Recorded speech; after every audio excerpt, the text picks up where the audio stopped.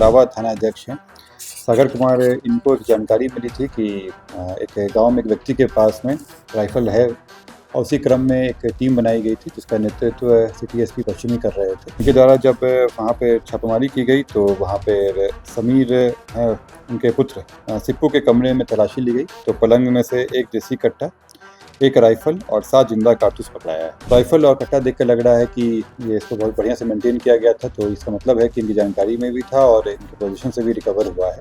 राजधानी पटना में अपराध की रोकथाम के लिए लगातार पटना पुलिस तत्पर है और लगातार कार्रवाई करते हुए नजर आ रही है। हथियारों का जखीरा बरामद करते हुए नजर आ रही है।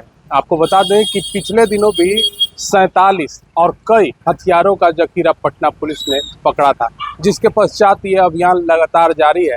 ताजा मामले की बात करें तो पिपलावा थाना अंतर्गत एक गांव में से बाप बेटे के पास से हथियारों के शौकीन यह बाप बेटे के पास से एक देसी कट्टा और एक राइफल और 7 जिंदा कारतूस भी बरामद किए गए हैं।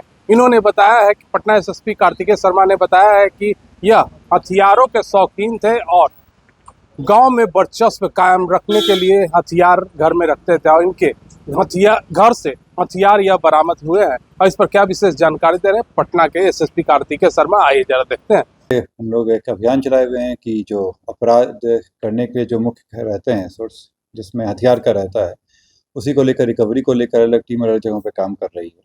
और इसी के क्रम में जो पिपलावा थाना अध्यक्ष हैं सागर कुमार, इनको एक जानकारी मिली थी कि एक गांव में एक व्यक्ति के पास में राइफल है और उसी क्रम में एक टीम बनाई गई थी जिसका नेतृत्व सिटी एसपी पश्चिमी कर रहे थे।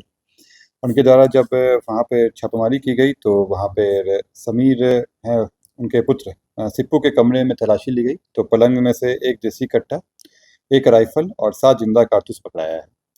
ये लोग तराड़ी गांव है पिपलावा थाना क्षेत्र के, वहीं के रहने वाले हैं।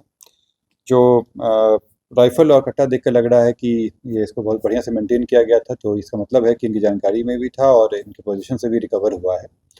इनसे पूछताछ की जा रही है कि ये हथियार कहाँ से लाए थे। बताया जा रहा है कि लंबे समय से इनके पास ये राइफल था। बाकी अभी पूछताछ का क्रम जारी है और जहाँ से लाए होंगे उस पर हम लोग काम करेंगे। कौन सी राइफल है सर, क्या मंशा था राइफल का? राइफल जैसे बताया मैंने लंबे समय से रख रहे थे वहाँ पे और पुराने वर्चस्व को लेकर भी था यहाँ, और काफ़ी साल पहले से भी रखे हुए थे, तो हम लोग उसी में लिंक जो इस्टेब्लिश करने की कोशिश कर रहे हैं कि किनके द्वारा लाया गया था, पर्पज़ क्या था। नहीं, इनका आपराधिक रिकॉर्ड अभी तक नहीं मिला है, वहाँ पे कोई थाना में कोई रिकॉर्ड नहीं है इस तरह। कितने लोग का गिरफ्तार? 2 व्यक्ति। क्या करते हैं?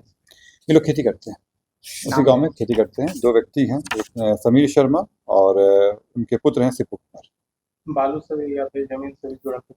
जो अभी तक आया है उसमें लग रहा है कि वहाँ आपस में वर्चस्व को लेकर ही है।